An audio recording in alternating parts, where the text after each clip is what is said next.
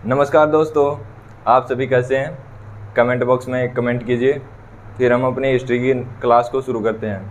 हमने हिस्ट्री में मध्यकालीन भारत शुरू किया था और उसी क्रम में हम मोहम्मद गजनवी के बारे में पढ़ चुके थे और आज हम मोहम्मद गौरी के बारे में पढ़ेंगे। तो तैयार हो आप सभी? शुरू करते हैं अपना टॉपिक। तो मोहम्मद गौरी जब तुर्क आक्रमणकारी भारत में आए तो उसी क्रम में दूसरा है मोहम्मद गौरी। तो मोहम्मद गौरी कौन था? इसको इतिहासकार दूसरे नाम से शिहाबुद्दीन नाम से बुलाते हैं। इसका दूसरा नाम क्या था? शिहाबुद्दीन। इसका जन्म 1149 में हुआ था और मृत्यु 1206 में हुई थी। ये इसका जन्म और मृत्यु है। तो मोहम्मद गौरी 1173 में गौर प्रदेश जो अपने भाई गयासुद्दीन से मिला था उसकी गद्दी पर बैठा और फिर इसने भारत पर प्रथम आक्रमण 1175 पर मुल्तान पर किया, जिसमें इसे सफलता प्राप्त नहीं हुई। और वो भी किस पर किया था? करमार जाति शिया बौद्ध पर। गौरी का प्रथम भारत पर आक्रमण 1175 में मुल्तान पर करमाती जाति शिया बौद्ध, जो करमाती जाति के अंतर्गत शिया बौद्ध आते थे, उन पर किया था, जिसमें इसको सफलता नहीं मिली। फिर इसने दोबारा अटेम्प्ट किया 1178 में। दोबारा इसने भारत पर आक्रमण किया और 1178 में गुजरात पाटन पर किया। उस समय गुजरात का शासक कौन था? भीम सेकंड जो 1178 में गुजरात का शासक था। उस समय गौरी ने भारत पर दूसरा आक्रमण किया।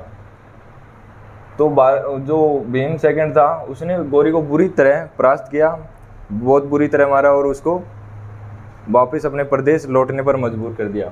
जो आपका भीम सेकंड था ये चालुक्य वंश का था, चालुक्य वंश से संबंध रखता था और चालुक्य वंश का था। और जब ये लगभग 6 साल का था तब गौरी ने भारत पर 1178 में आक्रमण किया। तब ये लगभग 6 साल का था। तो जो इसकी माता थी उसने युद्ध का नेतृत्व किया था। इसकी माता कौन थी? नायिका देवी इसकी माँ थी, जो 1178 में युद्ध का नेतृत्व किया और गौरी को बहुत बुरी तरह परास्त करके अपने गौर प्रदेश जाने पर मजबूर कर दिया।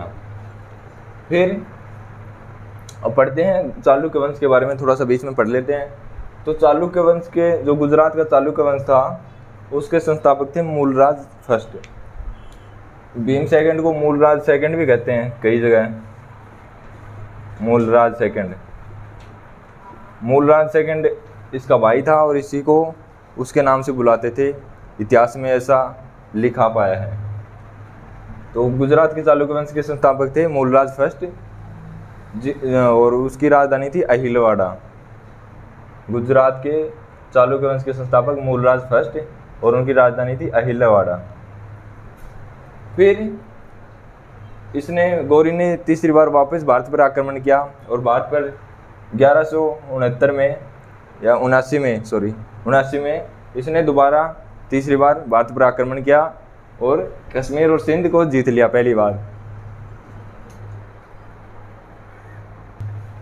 तो इसने पहली बार सफलता भारत में प्राप्त की और कश्मीर और सिंध को जीत लिया 1179 में।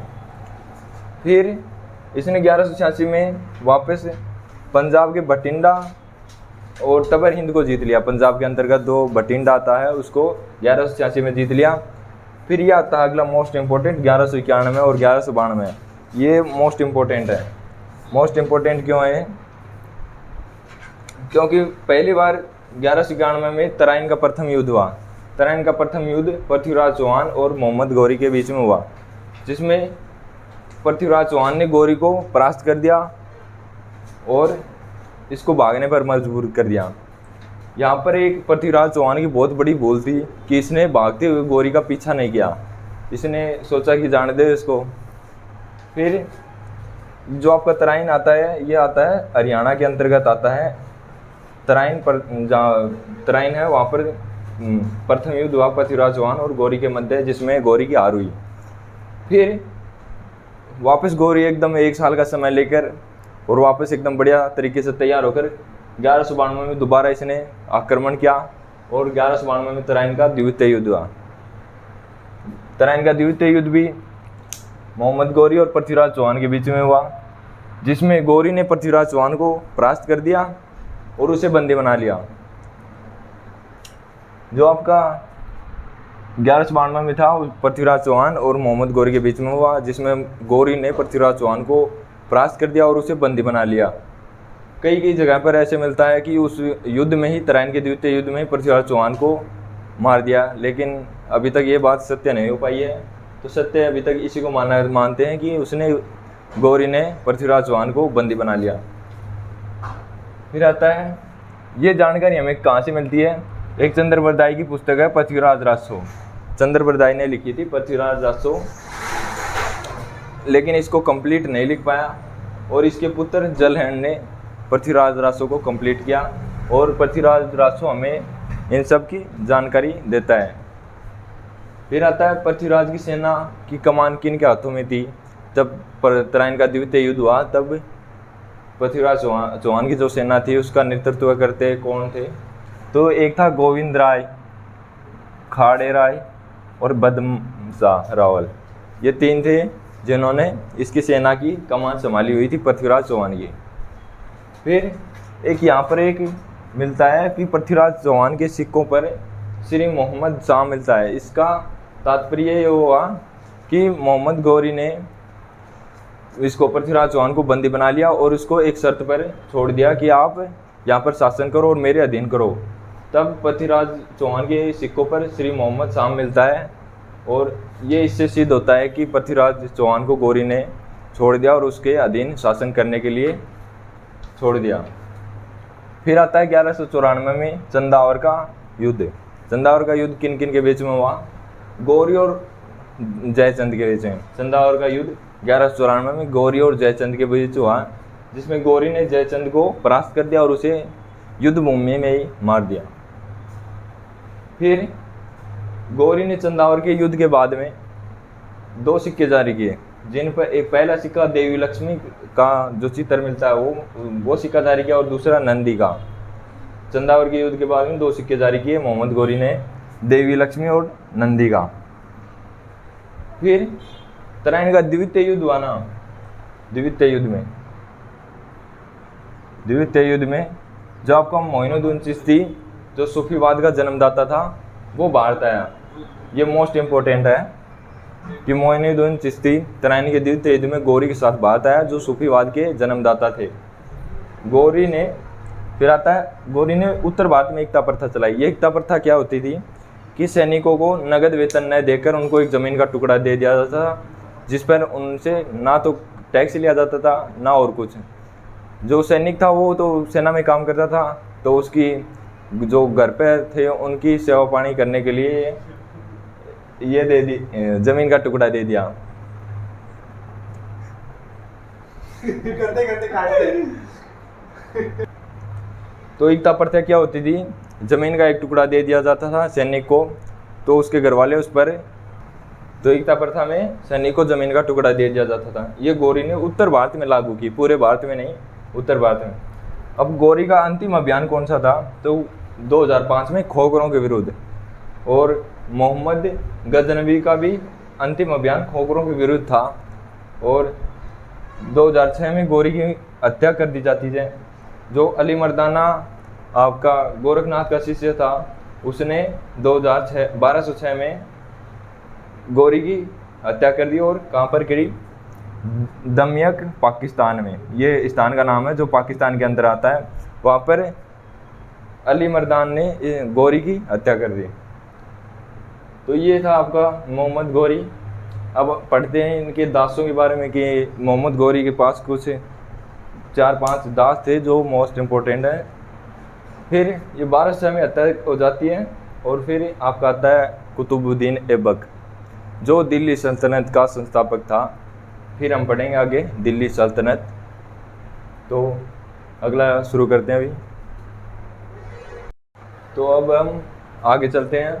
अब गौरी के दासों के बारे में पढ़ते हैं। गौरी ने कुछ अपने जो मोस्ट इम्पोर्टेंट दास थे उनको कुछ अपने प्रदेश दे रखे थे। तो पहला आता है अपना यलदौज। यलदौज गौरी का पहला गुलाम था, जिसको गौरी ने गजनी दे रखा था, जो गजनी प्रदेश था वो गौरी ने इसको दे रखा था। ये कौन था? ये ऐबक का बाद में ससुर भी बन गया। ऐबक का बाद में ससुर बन गया। यल्दोज ने अपनी लड़की की शादी ऐबक के साथ कर दी, तो ये ऐबक का ससुर भी बन गया। फिर आता कुबाचा। कुबाचा दूसरा गौरी का गुलाम था या फिर दास। तो कुबाचा को क्या क्या दे रखा था? सिंध के अंतर्गत मुल्तान, काबुल और कंधार, ये 3 क्षेत्र दे रखे थे गौरी ने कुबाचा को। कुबाचा ऐबक का जीजा था। ऐबक ने अपनी जो बहन थी उसकी शादी कुबाचा के साथ कर दी, तो ऐबक का जीजा था और गौरी का दूसरा गुलाम था। अब तीसरा आता है ऐबक। ये इंपॉर्टेंट था।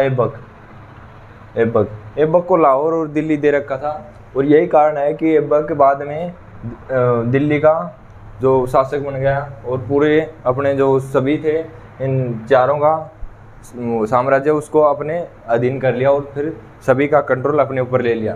क्योंकि दिल्ली मध्य में आता था और दिल्ली में जिसका शासन होता था वही पूरे साम्राज्य पर शासन करता था।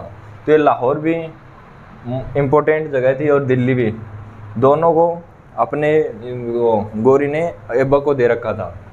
तो ऐबक के पास लाहौर और दिल्ली था। अब चौथा आता है बख्तियार खिलजी। बख्तियार खिलजी को गौरी ने बंगाल और बिहार दे रखा था, बंगाल और प्लस बिहार। ये थे गौरी के 4 दास जो इम्पोर्टेंट है।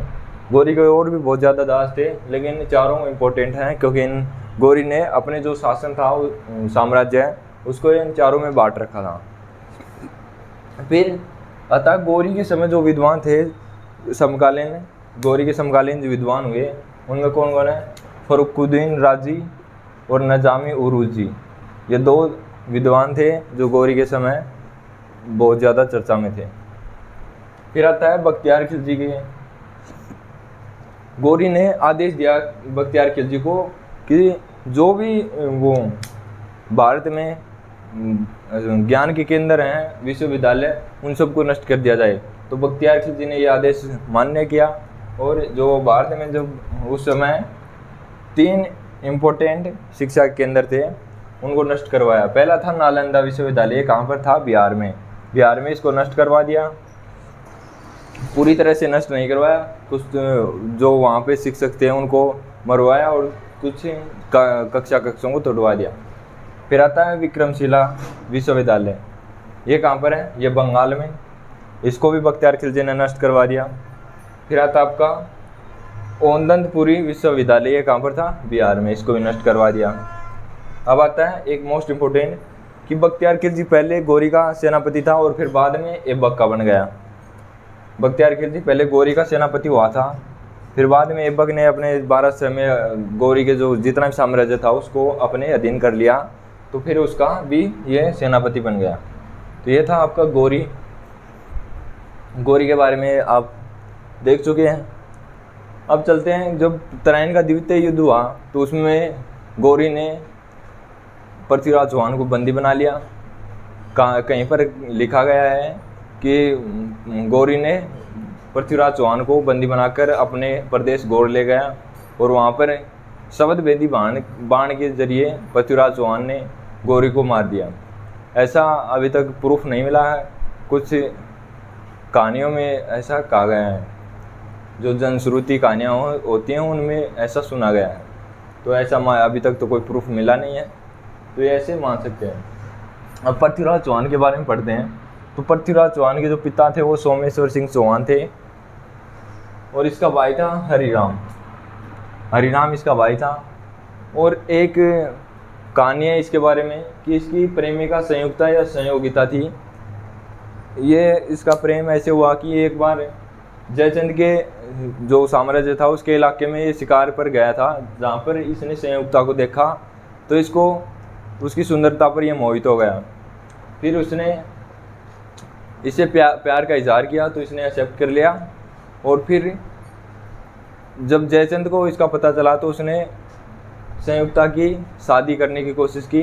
तो ये जो आपका पृथ्वीराज चौहान था ये इसको फेरों में से उठा के ले गया। जब इसके फेरे चल रहे थे, शादी का मंडप सजा हुआ था, तो उसके बीच में आया पृथ्वीराज चौहान, घोड़े पर बिठाकर संयुक्ता को और अपने साथ ले गए। इससे जयचंद नाराज हो गया और गौरी को, ऐसा कहा जाता है, गौरी को इसने आमंत्रित किया पृथ्वीराज चौहान पर आक्रमण करने या भारत में आक्रमण करने के लिए, ऐसा कहा गया है, सुना गया है। ऐसा अभी तक इतिहासकार में मतभेद है। तो ये थे आपका पृथ्वीराज चौहान। तो ये आपका होता है अरब आक्रमणकारी और तुर्क आक्रमणकारी। तो एक बार इसमें देख लीजिए, कहीं पर आपको कुछ डाउट हो तो कमेंट कर दीजिए। और इसका स्क्रीनशॉट लेना चाहो तो स्क्रीनशॉट ले सकते हो। तो आपका ये होता है कंप्लीट तुर्क आक्रमणकारी और अरब आक्रमणकारी हमने कल कंप्लीट कर लिया था। कल से हम शुरू करेंगे दिल्ली सल्तनत। अब गौरी की मृत्यु हो जाती है 1206 में, और फिर आता है ऐबक। इन चारों में पहले ऐबक पहले दिल्ली का गद्दी पर बैठता है, और फिर होती है दिल्ली सल्तनत की शुरुआत 1206 से। वो पढ़ेंगे हम कल। तब तक के लिए आप अपना ख्याल रखिए और मेरा भी, और इस चैनल को ज़्यादा से ज़्यादा सपोर्ट कीजिए। मिलते हैं कल, जब तक के लिए जय हिंद जय भारत।